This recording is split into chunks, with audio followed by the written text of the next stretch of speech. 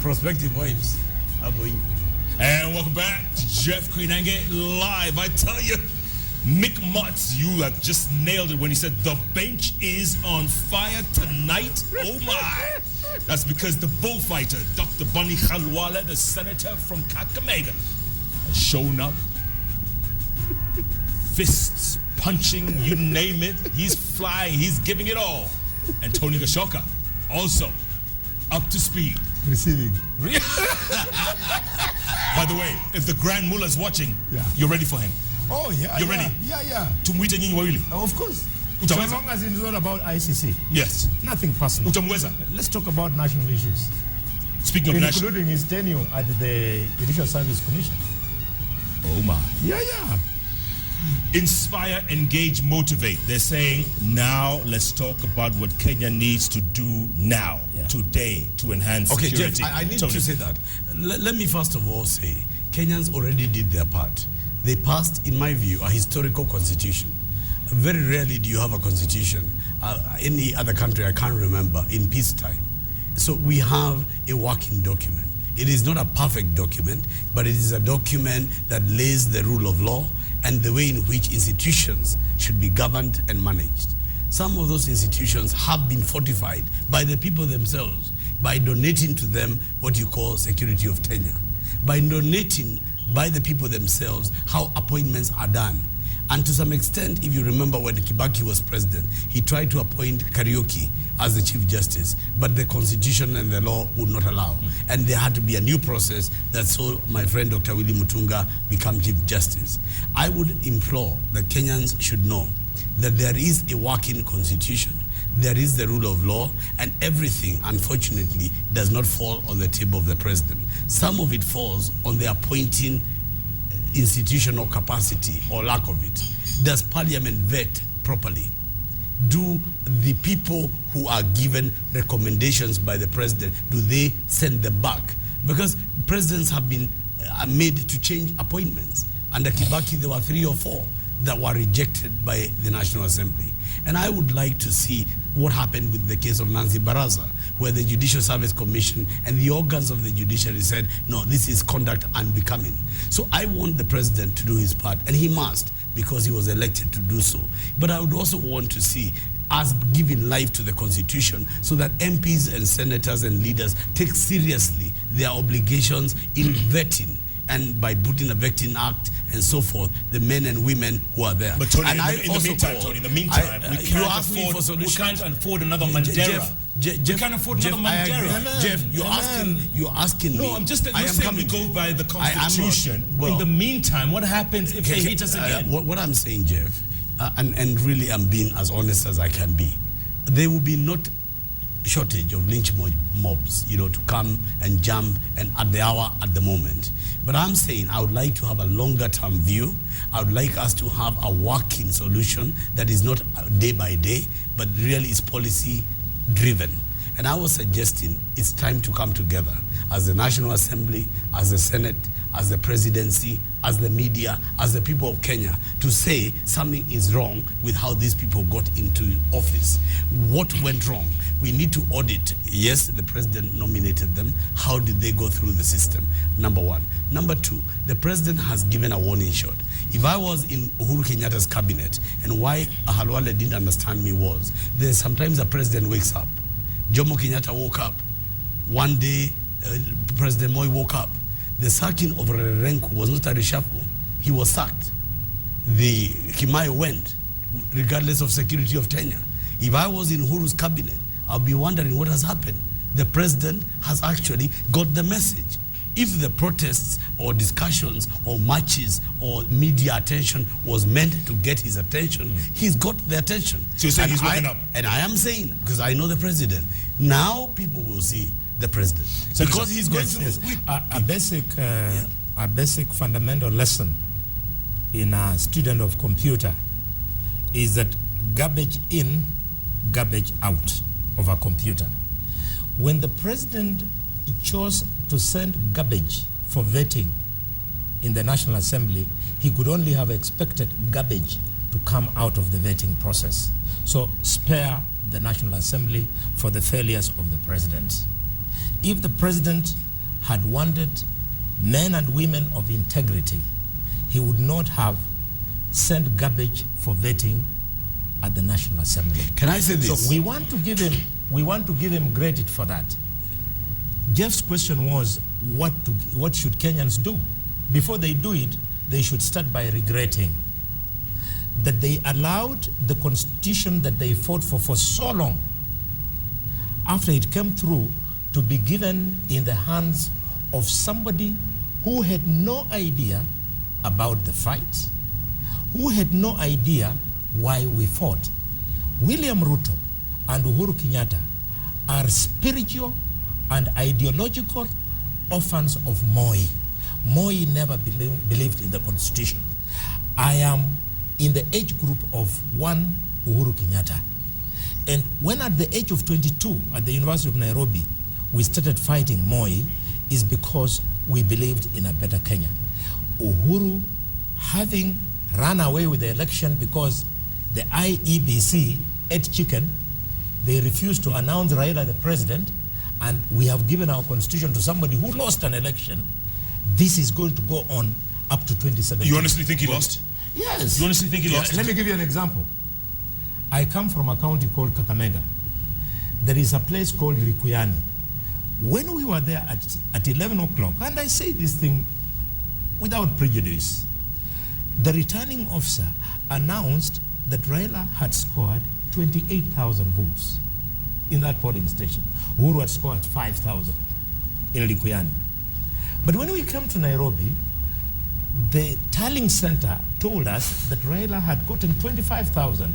So if in one place he lost 3,000 votes, multiplied by all the polling stations in Kenya, how many more votes were stolen? But the same thing could have happened on the other side. I don't hold brief for Raila at all, because my candidate was Musalia Mudavadi. Right. But I am telling Kenyans how I perceive the presidential result. And now that the law courts in the United Kingdom have confirmed that the officials of IEBC were not men and women of integrity, we should regret and know that we cannot force an election. We go to the next election with a new IEBC so that we save our country from the forthcoming.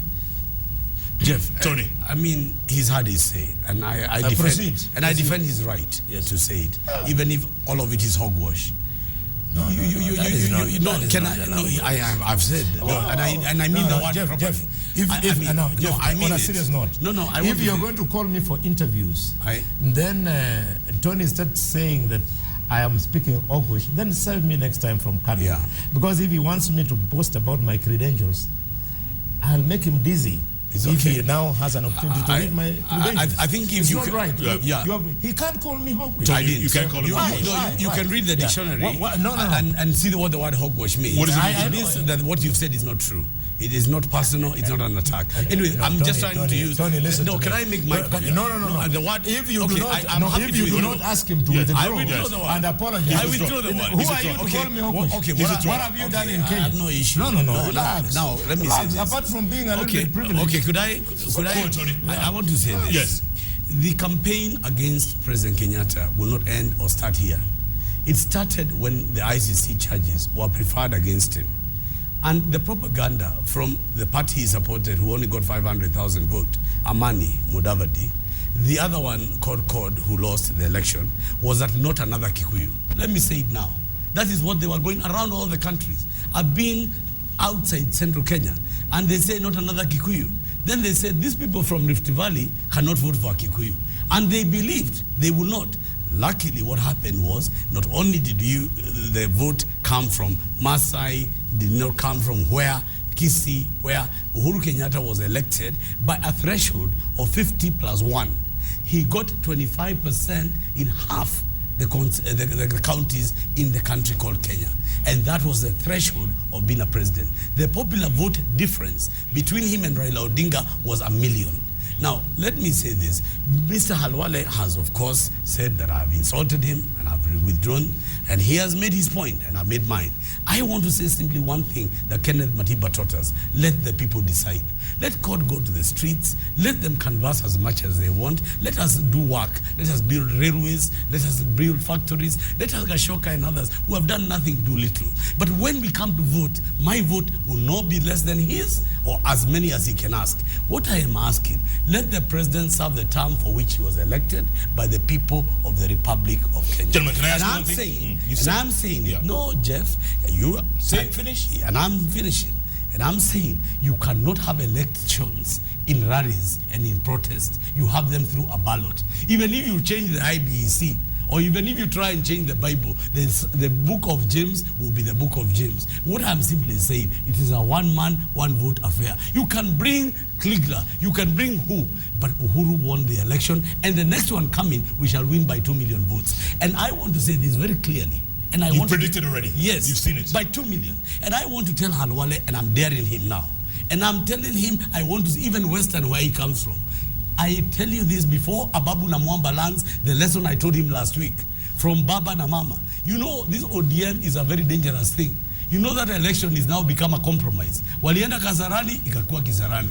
Now they are making a list. There is a party list. Na Ababu anapatiwa, anafikiri anaingia. How do you enter if you are Ababu when Wetangula is there? How do you accommodate Wetangula? Please, let us be serious about politics. If games are going on in court, and here the bullfighter is trying to fit in between Wetangula, Ababu na Mwamba, all for Baba's attention. Baba, when you are away, Khalwale joined ODM. I have nothing else to say. Gentlemen, and I know you would love to respond, but before we end the program, and there's not much time left, one solution, please, to the state of insecurity. I've asked you gentlemen this before, and I'll ask you again. Senator, one solution. Before I give that solution, I want to beg my brother Tony and the many other Kenyans who are like-minded that when you see a Luo, you're not seeing a snake, you're seeing a Kenyan. Thank you very much. Now, solution, to my mind, is that let President Uhuru be committed to the Constitution of Kenya. That Constitution was carefully crafted, and if he just respects it and allows it to operate, then he will have moved 50%. Further to that, we the proponents of a greater Kenya, the children of the change movement of this republic, who have credentials to show for the same, we are saying that the 20% at 2010 referendum, this is the time to address it. We could get the security better if we allowed the county governments through their governors to have a take in security. And two, we should take more resources to the counties so that opportunities for employing our youth can be increased. Because if you don't increase employment, then those youth will be forgiven for joining jihad movements, for radicalization and so on. Tony, at the age of 23, I was jailed by 7 judges of the Court of Appeal. Is the solution coming? Yeah, I was jailed. No, we're talking of credentials. He's saying credentials. I went to jail for the media, and it's a matter of public record. I was jailed by 7 judges fighting for the freedom of expression. And I stand here defending Khalwale's right to express even when I disagree with him. Do you have a solution? Now, solution is this. I said we have a working constitution. The problem is the institutions that must help to implement it, be it the courts, be it parliament, be it the National Assembly, be it our own way to get a referendum, whichever way it is. We have got the tools to bring our voices to be heard. What we don't have is the right to usurp government, to use unconstitutional means, to inflame and hate speech. We don't have to profile communities. Let's use the rule of law. Let's test our institutions to their brim. Let everybody be allowed to speak, and let the majority decide in an election. And when you're defeated, you can't talk for 5 years about the election you lost 4 years ago. Okay, concentrate on the next. I don't hear a solution. Yeah. Let me ask you a simpler question, Tony. Can Kaiseri do the job? Let me tell you, there can be no solution for these people unless Uhuru is not president, and he is. So let us go both to retirement. Let him go back and sing for Raila, and I sing for Uhuru. Then we go for the next election. Because this is not about solutions. It's about telling Uhuru to resign when he's elected. What does that have to do with the question I asked about Kaiseri? Because I am saying, I can't speak for General Kaiseri. Do you think he can do the job? He's qualified. Is he up to the task? He's a qualified man, but what I have seen in this country, even people who have not been qualified like Michuki did very well. So you may be a general, and I don't know if you are the best. I am not going to come here and say to you, Kaiseri will do the job, but I can tell you Michuki did it. So I think the test of the pudding is in the eating. Everybody's watching you, General Kaiseri. Everybody's watching the changes the president has done. Kenyans want results, but results have to be seen, not debated. Results must be real. Who should replace Kimayo, in your opinion? In fact, we are looking at the replacement of Kimayo very keenly, because the president has kept out other regions, other ethnic communities from his government. The names that he is going to present to the National Assembly for vetting will tell us whether the president has started implementing the Constitution, specifically Article 238, insofar as the face of the security structure is concerned. I want to beg Tony, this country, remember the words of Dr. Martin Luther King. Dr. King said, we either accept to live together as brothers, or we are going to perish like fools. And he also said, only when it's dark enough can you see the stars. Can I finish, same Dr. Martin Luther King. Can I finish? We can quote Martin. Can I finish? We've got 2 minutes. I beg you. Okay, go ahead. I beg you, Tony. No, let's go ahead. That you have been asked to come on a national platform like this. Bonny. Use this opportunity. Bonny. Use this opportunity. Bonny, you're not going to demean me that way. But he has asked you to give. You came for a fight and you're crying. You can't take a punch. Why did you call me here? So you call people you sit on every day. Tony Gachoka comes when you want to fight a man. You have been asked. Please let me be clear. I've been civil up to now. If you want to fight, I'll give you a fight. You have been asked. Don't patronize me. You have been asked to give a solution. You want Uhuru to go? You are unable to give a solution. No, so why did you come here? Yeah, because you want Uhuru to go, and I've said no. And ICC has also said no. If you took his name there, ICC has said no. The people have elected him. You can shout from morning to evening. Uhuru is free at the ICC. Uhuru is president. Yeah. And Mr. President, enjoy your Christmas. Yeah. Enjoy your Christmas. And Lucy Kibaki is about to walk in. What is the problem? And State House is very far from Kakamega. It's in Nairobi. All right, gentlemen, we've got 2 minutes. I'd like to give you each 1 minute for closing thoughts. Tony, you first. The first one is Merry Christmas to you, Jeff. Already? Because you know what? What you do, nobody else does. You're the best in your business. Because you bring people who would never sit together here on the punch is coming. The punch is coming. I can feel the punch, Tony. And now, I want to say this. Next year, you can't do better than having Bonny Khalwale and Tony Gachoka together. Because I'm getting the grand mullah. The man has had a good fight, and I have enjoyed the fight. Let him not mourn at the end. Okay. Anyway, my party is short. This country is bigger than all of us. I welcome and desire an opposition whose job is to keep the government of the day on its toes. The opposition needs Bonny Khalwale. They need men and women of his stature to make the government behave and do the right thing. And then we also need people like President Kenyatta, who when they hear the voices of Bonny Khalwale and the rest, they act. And President Kenyatta has acted. Let us give him time to follow through his actions. Mr. President, well done and have a Merry Christmas. That's my partition. My words. Thank you, Tony. My words. Mm-hmm. The victims of all the instances of bomb, will they know that there is Christmas this year?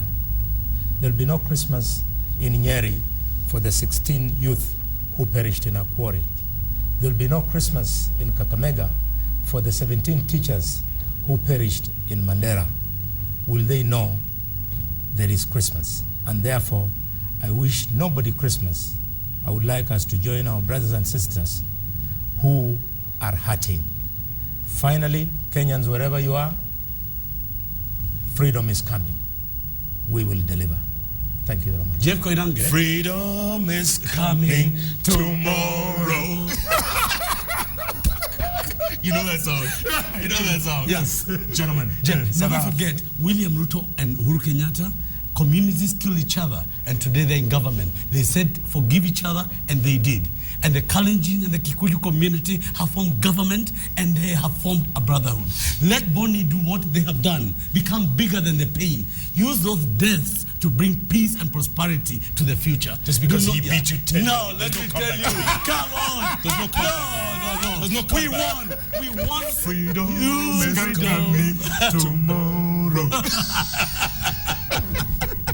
Let me tell you, Merry Christmas Tony, and Happy New Year. show's open, man. Merry Christmas. I mean, There's no Christmas. There's no Christmas. I will not be back. There's no Christmas. Christmas is there for you. Oh, what do you mean there will be no Christmas? While they discuss Christmas, We'll be in church. Don't you go to church tomorrow at night, Christmas? we continue this conversation, State of the Nation, going forward. Gotta keep watching this show because you cannot find guests like Dr. Bonny Khalwale or Tony Gachoka anywhere else. It's Mundo Mundu all the way. I enjoyed it. Thank you. Thank you. Well done. Keep I enjoyed tweeting it. I enjoyed it. at Tony Gachoka, at Bonny Very Tetezi, good. at Koinange Jeff. The hashtag is JKL. Thanks so much for watching. Good night. Good luck. Here comes Lucy. Lucy's here.